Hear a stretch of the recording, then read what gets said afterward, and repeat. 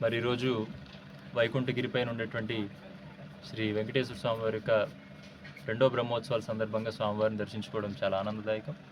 మరి ఈ సందర్భంగా మరి మన ఉత్తరాంధ్ర ప్రాంతాల్లో మరి అరుదుగా మనం చూస్తాం రామానుజుల వారి యొక్క సన్నిధిని కూడా ఇక్కడ ఏర్పాటు చేయడం.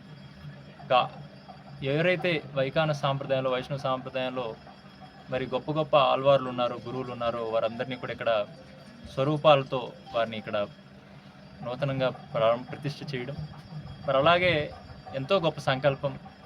మరి ఇంత కొండపైన ఎంతో శ్రమ చేసి ఇంత గొప్ప ఆలయం కట్టడం ఎంతోమంది భక్తులకి ఆనందాన్ని చేకూర్చేటువంటి సంకల్పాన్ని చేసినటువంటి సాగర్ రెడ్డి గారు కూడా మరి ప్రత్యేకంగా అభినందనలు తెలియజేస్తూ మరి సందర్భంగా సమాజంలో రకరకాలైనటువంటి యొక్క శ్రమలు కలుగుతూ ఉన్నాయి, రకరకాల కష్టాలు వస్తూ ఉన్నాయి.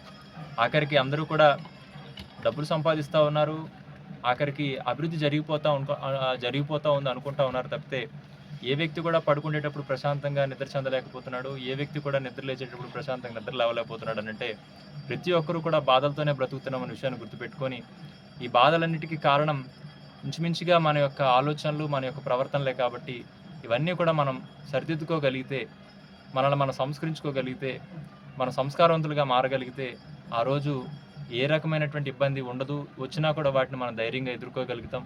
ఆఖరికి ఈరోజు భవిష్యత్ తరాల వారు కూడా వ్యసనాల బారిన పడి తప్పుదోవ పట్టి ఆఖరికి తల్లిదండ్రులకే భారంగా మారుతూ, సమాజానికి భారంగా మారుతూ, ఇబ్బందిగా మారుతున్న పరిస్థితుల్లో ఇవన్నిటిని కూడా మనం గుర్తుపెట్టుకొని ఆఖరికి సత్యాన్ని, ధర్మాన్ని, న్యాయాల్ని, చట్టాలని మనం పాటిస్తూ ఉన్నతమైన జీవితాన్ని గడిపితే అది జీవితానికి ఎంతో శ్రేయస్కరమని మరొకసారి తెలియజేస్తూ